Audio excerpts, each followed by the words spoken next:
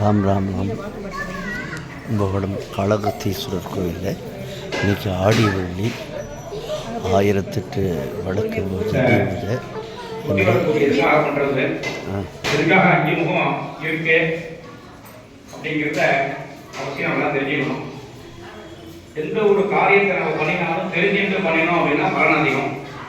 செய்யக்கூடிய தொழிலாக இருக்கட்டும், உத்தியோகமாக இருக்கட்டும், நம்ம இப்போ என்ன பண்ணினோம், எதுக்காக பண்ணினோம்,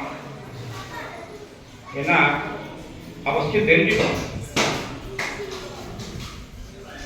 இதுல தீபத்துல துர்காலட்சுமி சரஸ்வதியை ஆவானம் பண்ணிருக்கோம். தீப லட்சுமி தானே சொல்றோம். எதுக்கு துர்காலட்சுமி சரஸ்வதி அதை பூஜை பண்றோம் அப்படின்னா, துர்க்கையிலிருந்து தான் எல்லாமே வந்தது.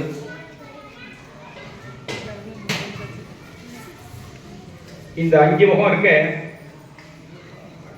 சிருஷ்டி ஸ்திதி சம்ஹாரம் திரோபாவம் அனுகிரகம், இந்த பஞ்சகிருத்தியத்தையும் அம்பாள் வந்து ஆட்கொள்றாங்க.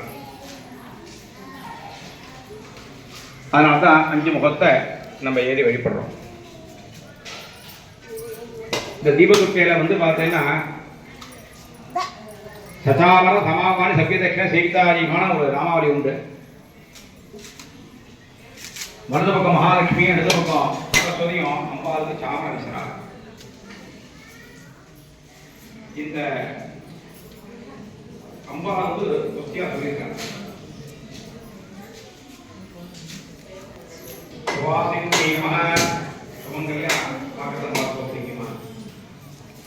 அதே சுமங்கலி வந்து பூஜை பண்றதுக்கு அம்பாள் ரொம்ப பிடிக்கும். அதுதான் ஒவ்வொரு வெள்ளிக்குமே நீங்களாம் வீட்டில் பூஜை பண்ணிட்டு இருந்துருக்கு. கோவிலில் போனோம் அப்படின்னா அது அம்பாவோட அனுகிரகம் நமக்கு வேணும்.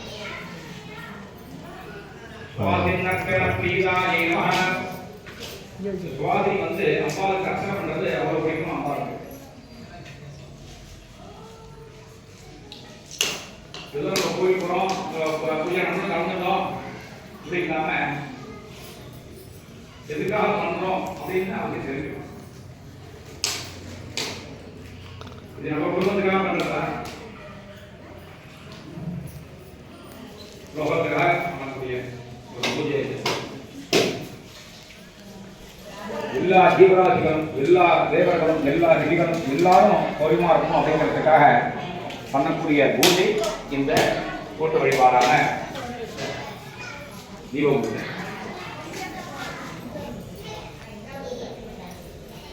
ஒவ்வொன்றும் பெரியவங்க நமக்கு அனுபவிச்சு நமக்கு சொல்லி கொடுத்துருக்காங்க. ஏன் 5 முகம் ஏற்றணும், அதை எப்படி ஏற்றணும், தீபம் எப்படி ஏற்றணும், ஒவ்வொன்றும் பெரியவங்க நமக்கு அனுபவிச்சு. இந்த தீபம் எப்படி பிரகாசமா எரியுதோ அது மாதிரி நம்ம வாழ்க்கையும் பிரகாசமா இருக்கணும். நம்ம வீட்டில்